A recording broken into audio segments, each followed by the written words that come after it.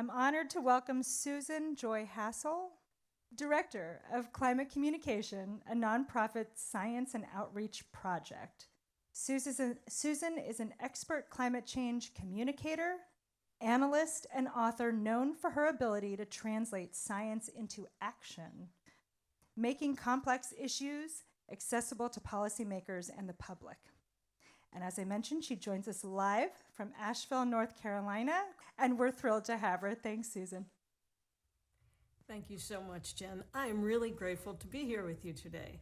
I want to talk about three things that I think are really important right now in 2023 in communicating about climate change. We'll first talk about the key messages that are coming out of the latest science. Then we'll talk a little bit about how the landscape in which we're communicating has changed. And then we'll talk about how we can improve the language we use and the story we tell about climate change and solutions to it. So on the next slide, we'll go right to the IPCC report. And what the IPCC said very clearly is that there is a rapidly closing window of opportunity to secure a livable climate. And this chart, I think, makes that very, very clear. There is urgency. There is a time value of carbon. What we do this decade is absolutely critical. What you can see on this chart is that if we are to meet the Paris goal of limiting global warming to 1.5 degrees Celsius, we will need to halve global emissions this decade, that is by 2030, and cut them to zero globally by 2050. So there is a tremendous amount of urgency, but there's also agency. The choice of futures is in our hands. It's late, but it's not too late. And in this country especially, the IRA and other new legislation gives us some new tools to really work on that. Now, one of the things you're going to notice on this chart are some gaps. And as the Brits say, mind the gap. So first you're going to see an ambition gap. Look at where we would have to go with emissions, where we will have to go with emissions to reach the 1.5C or the 2C goal, and then look at the nationally determined contributions. This is what countries themselves have said they will do. And you can see that those goals, those contributions, the NDCs, are not ambitious enough by a long shot to get us to the goals that we've all agreed to. So that's the first gap. The second gap is an implementation gap. We don't have enough policies or the sufficient policies in place to even reach the NDCs that we've committed to. So that's a second gap. And if we go to the next slide, you'll see a third very important gap, and that's the production gap. Now, this has to do with fossil fuel production.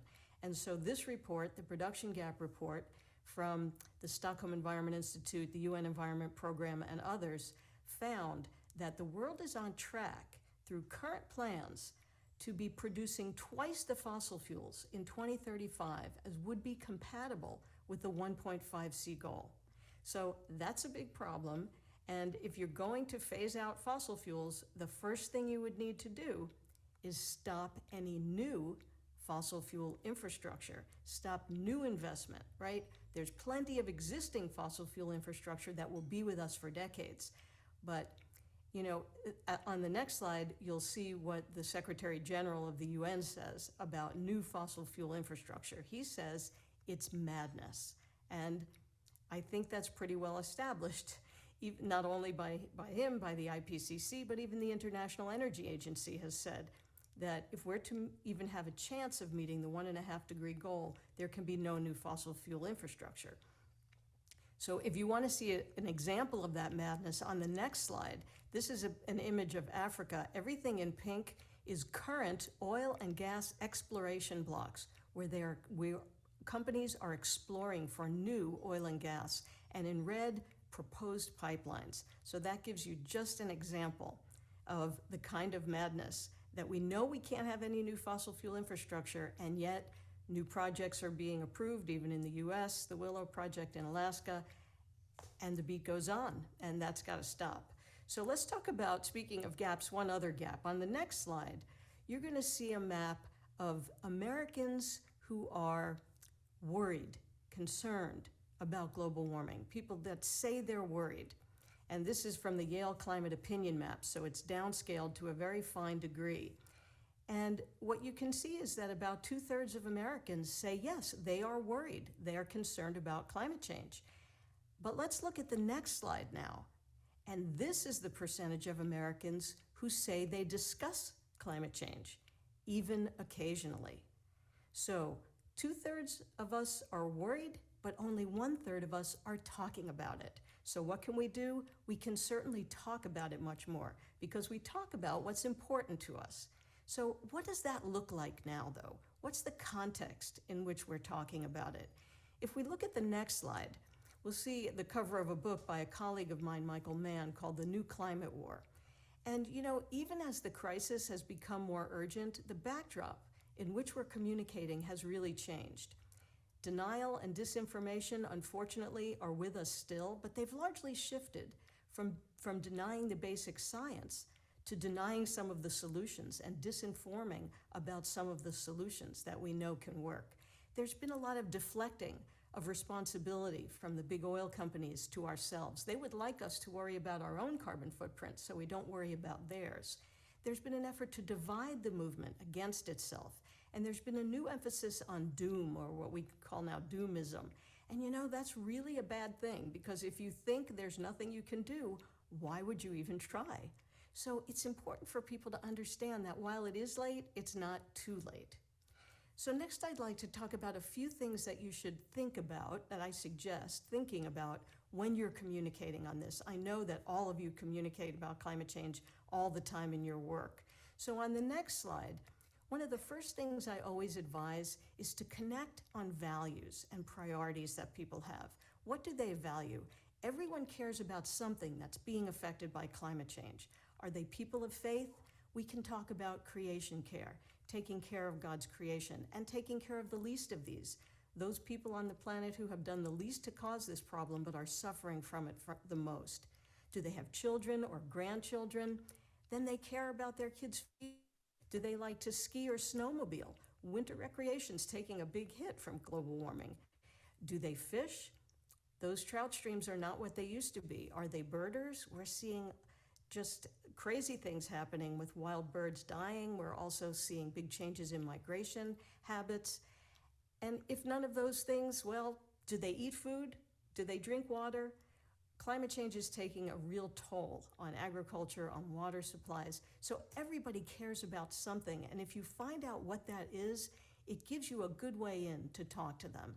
Now, on the next slide, something else that you all know very well, I'm sure, are that there are so many benefits of the actions that we would take on climate change. But what's really interesting and important is that people are motivated by those other benefits, whether or not they accept the reality of human-caused warming. There's research by Bain and colleagues in Nature Climate Change that showed that. It was a survey of 13 countries, and they found that people were motivated to act on climate change, whether or not they accepted the reality of human-caused climate change because of these other benefits. The clean air, the clean water, the job creation, the research and technological development, the cleaner, healthier, more walkable communities. So that's another way in to talking to people about climate change. Now, on the next slide, you'll see another way that I think is very useful in talking about climate change. You're all aware of the impacts of climate change on extreme weather. And the big extreme weather events we're experiencing are teachable moments for us because they are how most people will experience climate change. And when you're communicating with your constituents, your colleagues, your workers, others, clients, you can talk about these things, how climate change is affecting these things that are affecting all of our lives. And this is a resource. What's on the screen here are a set of quick facts, we call them. We originally developed them for journalists, so we called them quick facts for any story. But they'll be useful for you too. You can find them at my homepage, climatecommunication.org. There's a direct link to these quick facts. And if there's a heat wave and you want to be able to talk about the latest science on the links between climate change and heat waves, it's right there at your fingertips with all the references, but it's written in plain, simple language. So I think that'll be a good reference for you. Now, the next thing I want to talk a little bit about is language. And recently I published a piece in Scientific American. If we go to the next slide, you'll see that there. And, I suggest changing the words we use and the stories we tell. And so why do I think words matter? Isn't it just semantics? Well, it's not. Because, we talk about climate change, and that even came up in the introduction, the use of the term climate change. But the problem with that term is that scientists use the term climate change to refer to any climate change that's happened in any time in Earth's history for any reason. And that's not what's happening now. What's happening now is a human-caused climate disruption. It's much different from all those natural climate changes. And just using the term climate change opens us up to that, oh, well, climate's always changed. Well, it has changed in the past, but we know why it's changing now. And so I like climate disruption. Similarly, as we're seeing all of these changes in extreme weather, some people are starting to talk about that as being a new normal. But I think that's normalizing something that's not normal at all. I call it a new abnormal. And of course, when you say new normal, it sounds like we've reached a new steady state. But in fact, things are going to keep getting worse until we zero out our emissions. So similarly, people talk about natural disasters, and most of these things now are unnatural disasters. I even wrote an article of that title. So I think we have to be careful and thoughtful about the language we use. There are also many scientific words that mean entirely different things to the public than they do to scientists. One classic example is scientists use the word positive to mean upward. So they'll talk about a positive trend in temperature. But to the public, that sounds like a good thing, a positive trend. So they could just say an upward trend. And there are lots more of those. I've written a lot about them, and including in this article, which you can find on my website, again, at climatecommunication.org. Now, if we go to the next slide, you'll see something else that comes out of that article in Scientific American. And it's a quick review of how to talk to people about climate change. I've talked about some of these things already, and none of this will be a surprise to you. Make it personal. Talk about what's happening in the here and now, all of those things. So I won't go through them all right now. We've already talked about some of them, but you can find that in the article. I want to talk about a couple of other things that I think are important. When we take action on climate change, it's really important to talk about those actions because that helps to change the social norms and the social cues. And one of the things we've learned from very recent research is that that social norm thing, that cue, is very effective, the most effective in driving behavior change, more than all kinds of other interventions that we try to do. So, for example, we recently bought a new electric vehicle. We talk to everybody about it. We offer our neighbors a chance to drive it, because once they drive it, they never want to go back. Talk about your actions. It's a type of social contagion. We even know that the more solar panels on the roof in a neighborhood, the more likely someone else in that neighborhood is to put solar panels on their own roof. So it's contagion in the best sense. Another thing I think is important to say is we don't want people to succumb to anxiety, depression, and despair around climate change. And we've seen recent surveys that show that young people in particular are suffering from that. And so I would like to actually encourage a shift for them from despair to anger, because what we know is that eco-anger is way more empowering than eco-despair. And there are reasons to be angry for young people about what's going on. And some of them are actually suing the government of the United States, of their state in Montana, because they feel that their leaders are letting them down. And they feel that the fossil fuel companies are really working at cross purposes to what humanity needs. So we need to change the story that we're telling, though, because very often I hear the story of how we're going to react to climate change as one of sacrifice, of deprivation, of giving things up. But I think it's a different story than that. I think it's all about building a better world. Nobody really wants fossil fuels. What they want is the services that they get from them. And if they can get those same services from clean energy that saves the planet, I think they'd be way happier to do that. So this is not a story of sacrifice. It's a story of human flourishing in a post-fossil fuel age. It's a better world for so many reasons. So we need to hold both truths in our mind at once. We are making progress, and it's not nearly enough. And that can be a little bit tricky, but both things are true. Every time there's one of these conferences of the parties, we make a little bit of progress, but it's not much and it's not enough. We need to do much more, and we need to do it much faster, as that first graph from IPCC showed us. So one of the other things I mentioned in this little cheat sheet on how to talk to people is to mention that we are not starting from scratch. Show people what's working. We're already on our way. So on the next slide, you can see the U.S. electrical capacity changes in 2022. Look at the retirements. Almost all of it was dirty coal. We are phasing out by retiring more of the fossil fuels, and then look at the additions. The additions are almost all clean energy. Lots of solar and wind and batteries. So we are getting somewhere. We just have to do more, and we have to do it faster. And it's not only about deploying clean energy, it's about phasing out dirty energy. But we are making progress, and on the next slide, you'll see that for 2023, for this year, it looks even a little better than that. Clean energy is a larger share of the new energy that's coming online. So that, I think, is really good news for people. It helps them understand that we are on our way. And it's much easier for people to get behind something if they feel that there's momentum, right? So on the last slide here, I think it's very important to help people understand that the future is in our hands. So I'd like to sort of wrap up these remarks before I take a few questions by asking you to help me close the communication gap on climate. Use some of what you've heard here today to talk about it, to encourage faster, more aggressive climate action.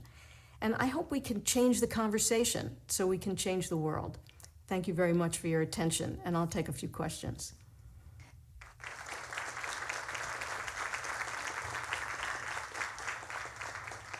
I hope you can hear that applause. Susan. I didn't hear it, but thank you for Oh, telling good. me. That was the pause. Because of our setup, I'm going to field a few questions for you. And speaking of gaps, talking about appealing to different groups and the importance of that, can you expand a little bit on how and where you're finding common ground? Yes, it's a great question. And I actually have a couple more maps here from the Yale Climate Opinion Maps that will be helpful to us. So if we go to the next slide, what you'll see here, it may look like bad news at first because this is the percentage of American adults who understand that global warming, climate change, climate disruption is caused primarily to human activity, by human activity. So everything in blue there, less than 50% of the people accept that reality, know that reality. And so it's only around 57% nationally that understand that. So I'm showing you now yet another difference that I think is really important. But if we go to the next slide, this is the percentage of American adults who support clean energy, who would like to see tax rebates for clean vehicles, for electric vehicles or efficient vehicles, for solar panels. So even though they don't accept the reality of human-caused warming, they still support clean energy. That's a side door. Those blue areas, those to me look like a locked front door. And I've been doing what I'm doing on this climate change thing for more than 30 years. And I've learned that if you bang your head against a locked front door, you just get a headache. So I have learned how to look for side doors. And I have found that clean energy is one of the best side doors there is. It's, everybody likes clean energy, it seems. And we see it, in some states where you would think that, talking about climate change wouldn't get you very far. Look at Texas. They're leading the country in renewable energy. There's more wind there. It's wonderful. And really through the whole middle of the country there, the Great Plains, we're seeing so much development. And so people like clean energy. They want clean energy. It's good for their economic development and for lots of other things, whether or not they accept climate change. So that's one way of finding common ground. It's by looking for those side doors and talking about those. Thanks, Susan. We're sorry again that you're not here in person, but I can tell you that we have a diverse audience here from different regions of the country, various industries and sectors, and we spanned several generations too. So wondering if you can share with us how we might change the messaging, how it might differ from the boomers versus the Zoomers. Yeah, that's a great question too. And before I jump into that, I have one more slide. Go to the last slide here. This is one of my favorite examples of the side door. The Kentucky Coal Museum covered its roof in solar panels. They did not do it because they were concerned about climate change. They did it because it saved them big money. So I just wanted to leave you with that. So now let me get back to this question of talking to people from different generations or from diverse political backgrounds, all of that, because it's really important, and there are really big differences. So one of the things we've learned is that constructive hope is very useful. And when I say constructive hope, I mean hope that's based on real things, like the fact that we're deploying a lot more clean energy. Very different from false hope, like, oh, suddenly it's just going to disappear, it's just going to change back, or something that's, not real. So constructive hope, and also constructive doubt. That is, I know we can do it. I know we can do what we need to do. I'm not sure if we will do it. That's a political question, and that's where I still have some constructive doubt. But that constructive doubt makes me want to work harder to make sure that we do what I know we can do to achieve the goals that we know we need to achieve to ensure a livable climate. So that's true across generations. But now, in different generations, I mentioned how young people are suffering very much from eco-anxiety and depression because they see what's happening to their world and they're worried about the future that they're going to grow up in. So I think for them, helping them develop the righteous anger that we see in some of the young activists, we see with Greta, we see with Sunrise Movement, they are rightfully angry because the world hasn't been taken care of the way it should have been. So that's actually something that I think we can encourage because it's empowering. We have to reject doomism. We have to help them understand that it is not too late. So different generations have different strengths, they have different motivations. Let's talk about some of the boomers, maybe the older Americans. There is a new group called Third Act, and it's started by Bill McKibben, and they are working on climate change. And this is older Americans letting the younger people know we have your backs. And older Americans have some interesting strengths. They have political power because they vote in very large numbers. They also have financial power, and they can use that financial power to talk to the banks and in their investments and in their purchases to make sure that we're not funding the dirty energy of the past and that we are funding the clean energy of the future. So the boomers can bring all of that power to bear in all of those financial ways. And they also have a lot of wisdom and experience. So we're tapping into that. Now, as far as the sort of conservatives versus liberals, one of the things we know from research is that conservatives tend to have a nostalgia for the way things were. And they want their children to have the same benefits they had. So talking about climate change in that way, helping them understand that if they want their children to have the same environmental benefits, to be able to ski on the same mountains and fly fish in the same streams, we're going to have to do something about this. So that's a way of tapping into the natural desire to bring things back to the way they were. Now, we know we're not going back to our grandparents' climate. The choice we face is a little more and a lot more. But I think it still makes a difference. And with progressives, it's a little bit different because, as the name implies, they tend to be interested in progress. They don't want to go back to how things were. They want to go forward to a better future. And I've already talked about how I think moving towards clean energy and the other things we'll need to do, like protecting our ecosystems, our forests and wetlands and other ecosystems, that's a better future, and we'd be making progress. So those are a few thoughts on talking to people of different generations and different political persuasions.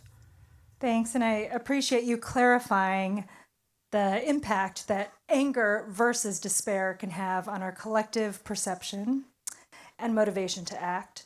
So I'm wondering, how do we change the storyline? Yeah, so I've already hinted at that a little bit. I think we really have to change the story. It shouldn't be too much about fear, right? Now, it's almost like if you're not worried about climate change, you're not paying attention because there's plenty to worry about. But we don't want people to go all the way from worry to fear because fear can be paralyzing. Worry can be motivating. So you want to have some worry and you want to have some hope. But these aren't, of course, just simple levers to be pulled. We have to talk about these things in ways that people are going to relate to. It's both the threat and the opportunity. Both of those can be motivating. So it's, as I was saying, constructive hope and constructive doubt, both of those.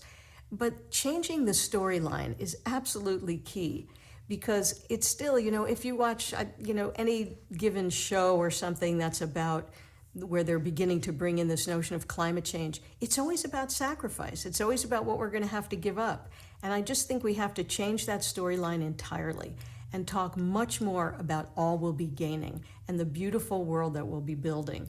So I guess that's my hope, is that we can all work together to help change this storyline, to permanently change the conversation around climate change, whatever we determined to call it. I like climate disruption, and move towards this healthier world that's going to be better for our personal health as well as better for our planetary health. Thank you so much for joining us today, Susan. We appreciate it. This was I'm really glad I'm really glad that I was able to join you today. I'm sorry I couldn't be there in person, but I'm glad to have been there at least this way. I wish you a fruitful conference. Thank you very much. Thank you. A thought-provoking start as we dive into our content.